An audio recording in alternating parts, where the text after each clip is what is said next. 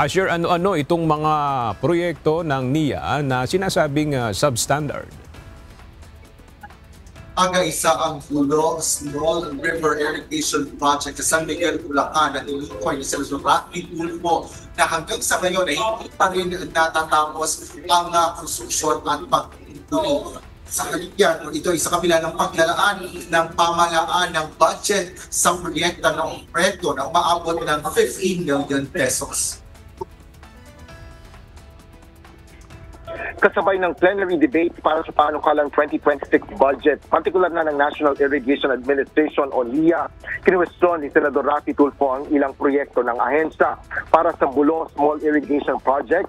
Halos walang pagbabago sa konstruksyon makalipas ng isang taon batay sa inspeksyon ng opisina ng senador.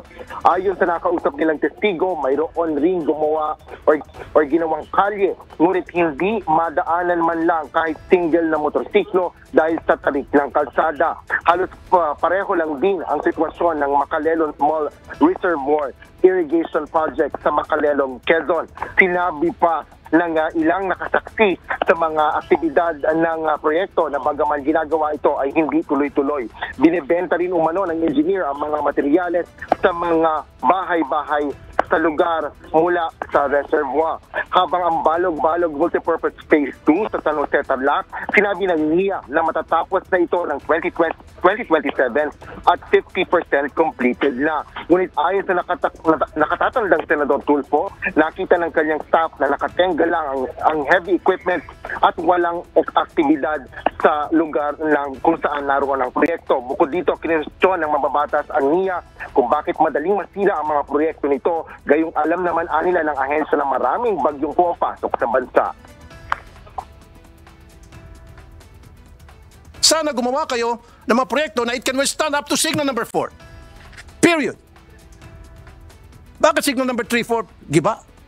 Meron pa nga dyan, signal number 2 lang yun, nagigiba eh. And mamaya, pakita ko sa inyo, signal number 2 lang, nabagyo, nagiba na agad yung irrigation project na yun. Ibig sabihin, super, mega, substandard yung ginamit na materyales. Nakita niyo naman doon kanina sa video. Huwag na tayo maglokohan pa. Yes, mamaya, magpapakita ko sa inyo ang ghost project nyo.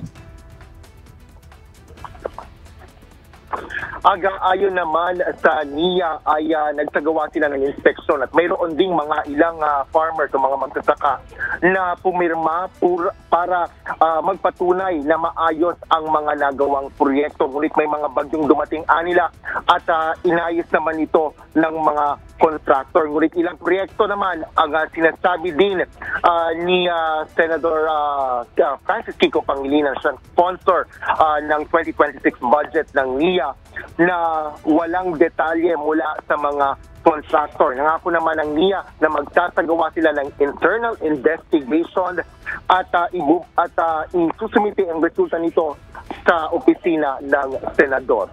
Yan ang latest dito sa Senado. Balik sa'yo, Aga. Maraming salamat, Asher Cadapan Jr.